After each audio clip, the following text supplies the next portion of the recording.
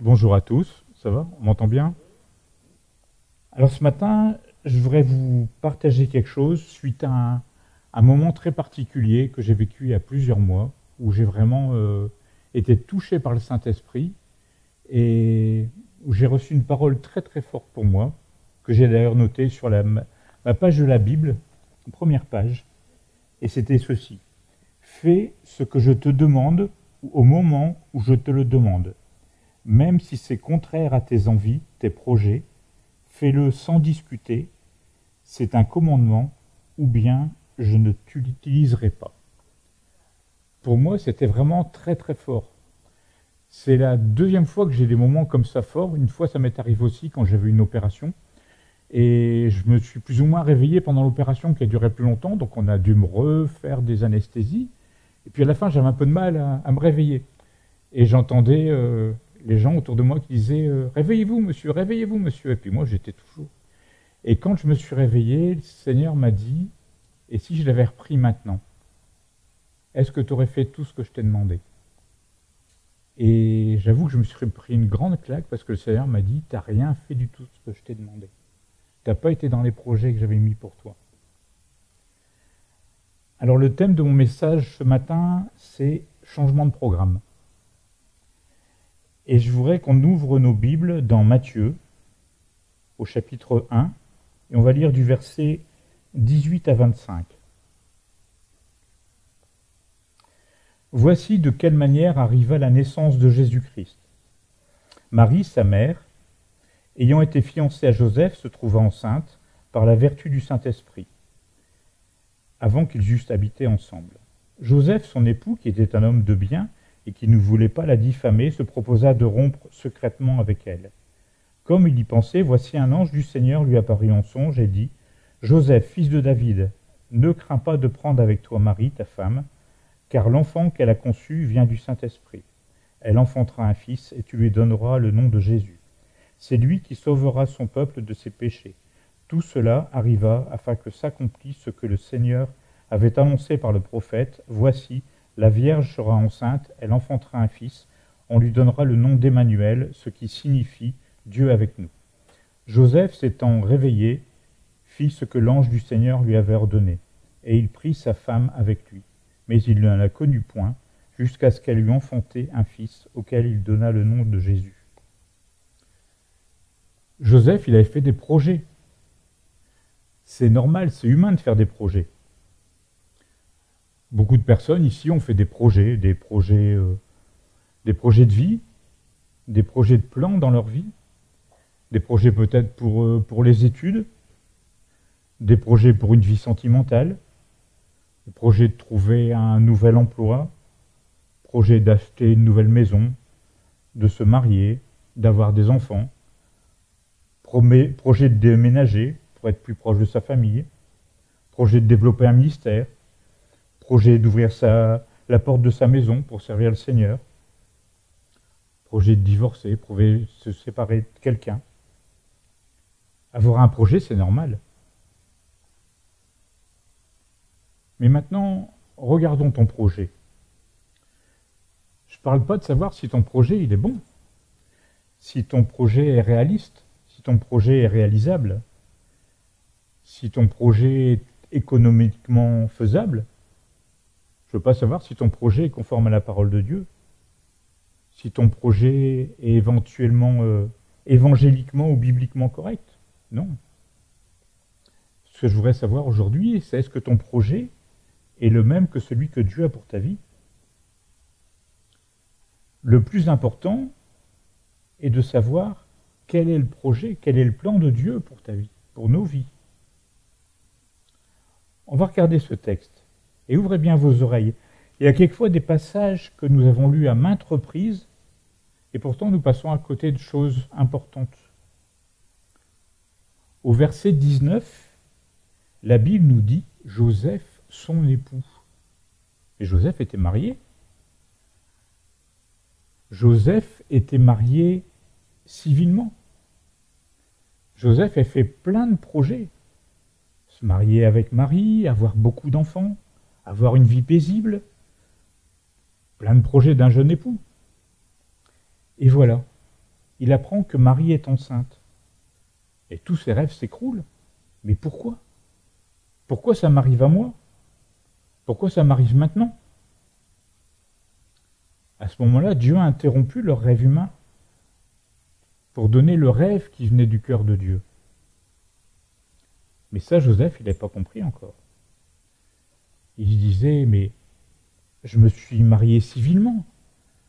J'attends le mariage religieux, là, pour vivre avec Marie, avoir des relations intimes avec elle. Ça fait tellement longtemps que j'attends ce moment-là, d'avoir une vraie intimité avec Marie. Pourquoi Marie m'a-t-elle fait ça? Pourquoi m'a-t-elle trahi? Joseph, il ne comprend plus rien, mais plus rien du tout.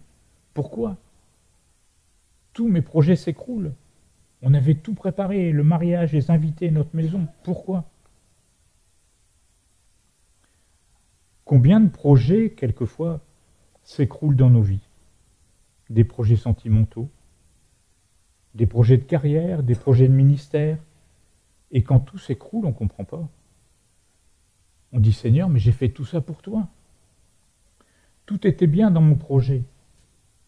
Tout était conforme à ce que j'ai lu dans la Bible, à tout ce que j'essaye d'appliquer dans ma vie. Alors pourquoi? Nous marchons, et d'un seul coup, un courant d'air, comme tout à l'heure, et la porte qui était ouverte, elle se referme violemment. Joseph, il ne sait plus. Il propose à Marie de divorcer en secret, parce que si ça se sait, Marie, elle sera lapidée. Joseph, il aime Marie de tout son cœur, mais il ne peut pas supporter l'idée d'avoir été trahi. Alors il est là avec toutes ses pensées, toute sa tristesse, peut-être qu'il pleure. Et il va se coucher avec toutes ses pensées. Et là, Dieu agit. Et au verset 20, il est dit, « Comme il y pensait, voici, un ange du Seigneur lui apparut en songe, et dit, Joseph, fils de David, ne crains pas de prendre avec toi Marie, ta femme, car l'enfant qu'elle a conçu vient du Saint-Esprit. Elle l'enfantera un fils, et tu lui donneras le nom de Jésus. C'est lui qui sauvera son peuple de ses péchés. Et tout cela arriva afin que s'accomplisse ce que le Seigneur avait annoncé par le prophète. Voici, la Vierge sera enceinte, elle enfantera un fils, on lui donnera le nom d'Emmanuel, ce qui signifie Dieu avec nous. Mes amis, quand le Saint-Esprit agit, les projets qui viennent du cœur de Dieu se mettent en place. On a tous des projets, des rêves personnels, mais tout ça, c'est pas important. Le plus important, c'est de rentrer dans le rêve de Dieu pour nos vies. Il y a une grande différence entre ton rêve et le rêve de Dieu. Dans Isaïe 55, il est dit « Car mes pensées ne sont pas vos pensées, et vos voix ne sont pas mes voix, dit l'Éternel. » En gros, ce que ça veut dire, c'est le Seigneur nous dit « Ce que tu penses être la bonne direction pour ta vie, ben, c'est sûrement pas le plan que j'ai choisi pour toi. » Il faut impérativement entrer dans les plans de Dieu pour notre vie. Écoutez-moi bien, avoir un plan chrétien n'est pas forcément une garantie pour nous que tout va se passer comme nous voudrons. Vous pouvez remarquer dans toute la Bible, à chaque fois que le Saint-Esprit agit, des vies changent. Vous savez, je me rappelle d'un culte en région parisienne, on était là, il y avait une louange qui était, c'était incroyable, on sentait vraiment la présence de Dieu, c'était palpable. Et juste à côté de l'église, il y avait le marché, c'était donc un dimanche matin. Et la louange c'était inimaginable, tellement on sentait la présence de Dieu. Et là, il y a une personne qui allait au marché. C'était son plan d'aller faire ses courses, d'aller au marché. Et elle est rentrée dans l'église, elle ne savait pas pourquoi, elle était attirée par Dieu. Elle est rentrée dans l'église, elle a traversé toute la salle, elle s'est mise à genoux devant l'estrade, elle a pleuré, elle a demandé pardon pour ses péchés, elle a donné sa vie au Seigneur. Jamais personne ne lui avait rien expliqué, elle ne savait pas. Quand l'onction de Dieu descend, les vies changent. Dieu a un plan pour toi, et quand tu rentres dans son plan, tout change. Regardez l'apôtre Paul, quand il était sur le chemin de Damas. Quand le Saint-Esprit lui carrément tombé dessus, tout a changé. Dans Acte 9, au verset 1, il est dit « Cependant, Saül, respirant encore la menace et le meurtre contre les disciples du Seigneur, se rendit chez le souverain sacrificateur et lui demanda des lettres pour les synagogues de Damas, afin que, s'il y trouvait des partisans de la nouvelle doctrine, hommes ou femmes, il les amenât liés à Jérusalem. » Ça, c'était son plan. Et pour lui, son plan était conforme à la parole de Dieu qu'il avait compris. Pour lui, c'était vraiment ça. Comme il était en chemin et qu'il approchait de Damas, tout à coup, une lumière venant du ciel resplendit autour de lui. Il tomba par terre et il entendit une voix qui lui disait « Saül, Saül, pourquoi me persécutes-tu » Il répondit « Qui es-tu, Seigneur » Et le Seigneur lui dit « Je suis Jésus que tu persécutes. » Là, Paul, il a eu peur. Il a dit, rempli de peur, tout tremblant, il dit « Seigneur, que veux-tu que je fasse ?» Le Seigneur lui dit « Lève-toi, entre dans la ville, et on te dira ce que tu dois faire. » Dès que la puissance du Saint-Esprit tombe sur nous, notre plan s'efface, et nous pouvons rentrer dans le plan de Dieu pour nos vies. Vous savez, mais le problème, c'est qu'on a du mal à lâcher prise. On veut tout contrôler. Oui, mais si je laisse faire le Saint-Esprit dans toute ma vie, qu'est-ce qui va se passer? Je ne vais pas tout maîtriser.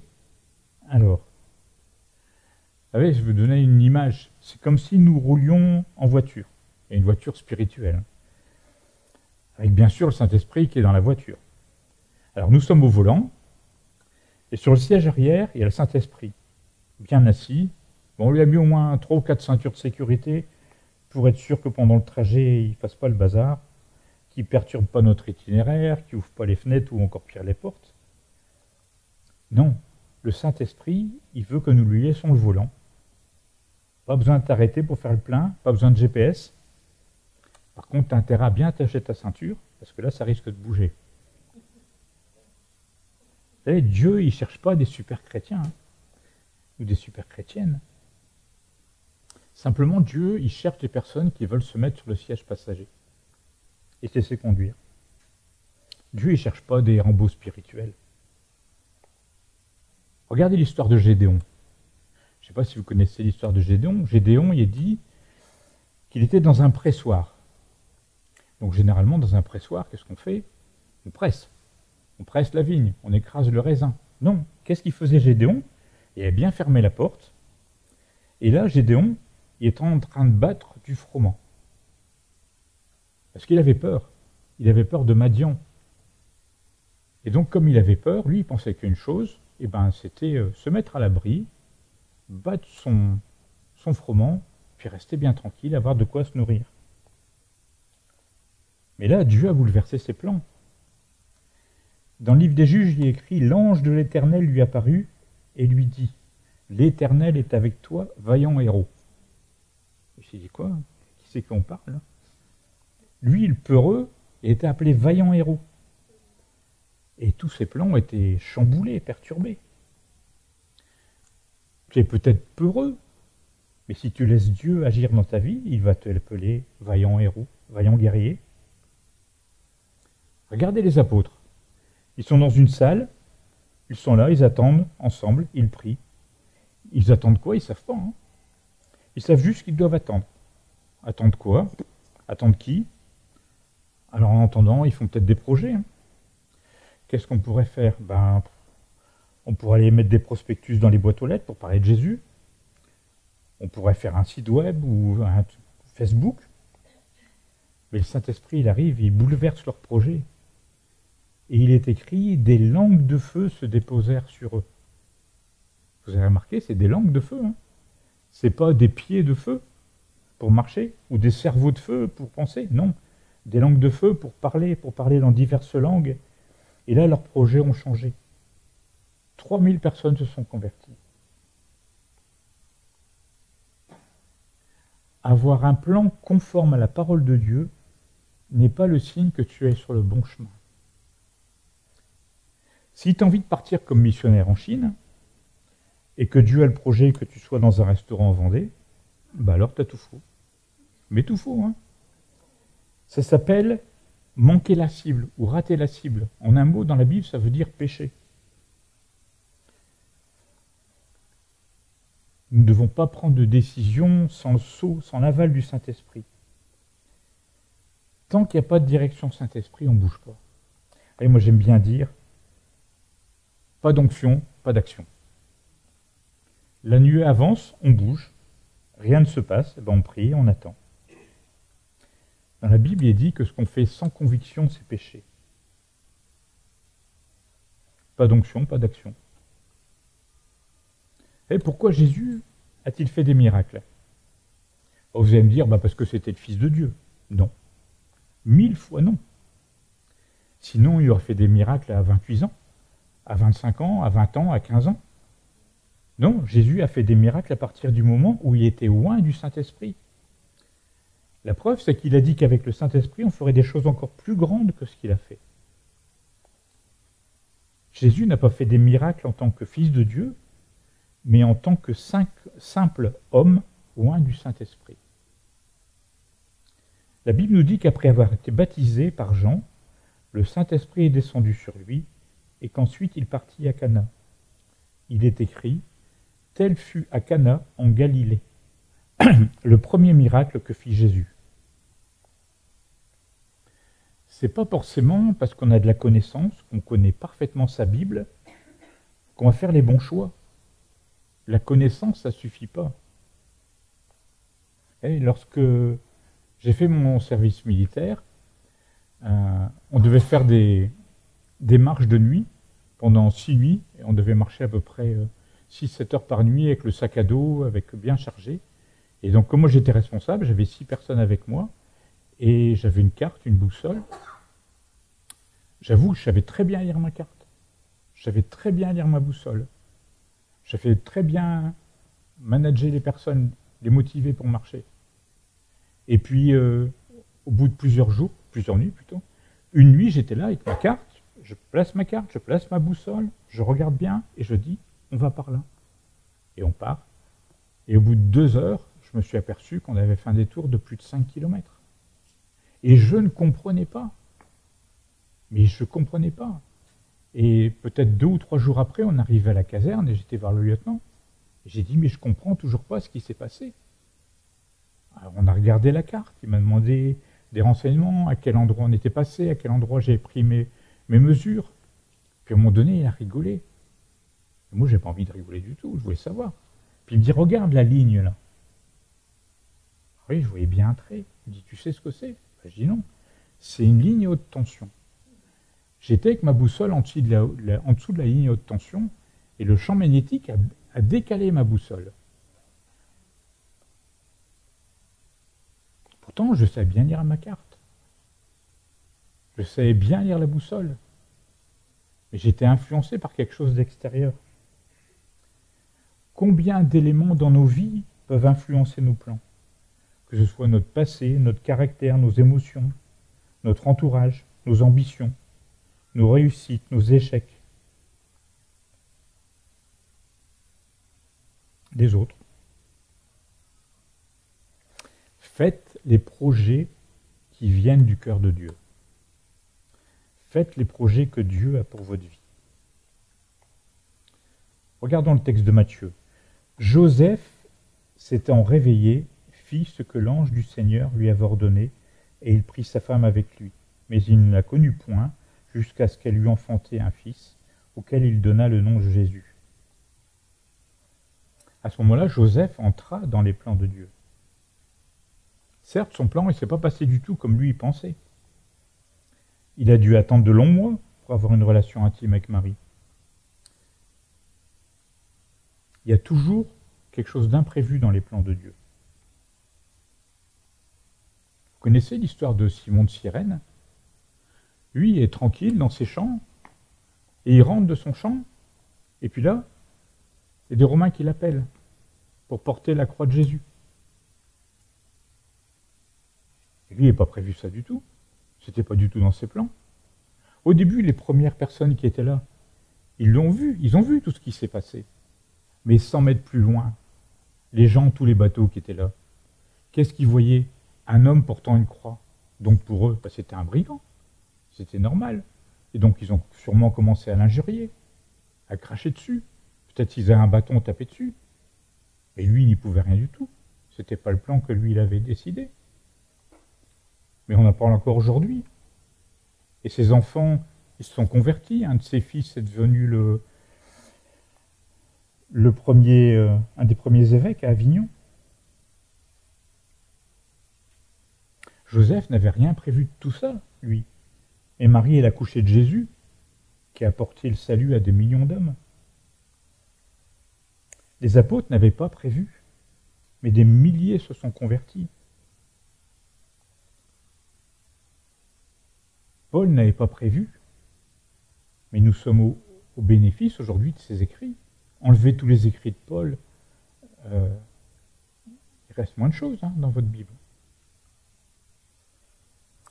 Vous allez me dire, oui, je comprends, mais oui, d'accord, c'est une bonne idée, mais oui, les plans de Dieu, mais ouais. Vous savez, mais c'est une conjonction de coordination qui est vraiment humaine. C'est une conjonction de coordination qui a un côté négatif, un côté un peu décourageant. Pourtant, le Seigneur utilise aussi des conjonctions de coordination. Mais lui, c'est un peu plus spirituel. C'est car je connais les projets que j'ai formés pour vous, dit l'Éternel, projets de paix et non de malheur, afin de vous donner un avenir et de l'espérance. Un autre projet. Car Dieu a tant aimé le monde qu'il a donné son Fils unique, afin que quiconque croit en lui ne périsse point, mais qu'il ait la vie éternelle. Fais ce que je te demande au moment où je te le demande, même si c'est contraire à tes envies, tes projets. Fais-le sans discuter, c'est un commandement, ou bien je ne t'utiliserai pas. C'est ça qui motive ce message de ce matin.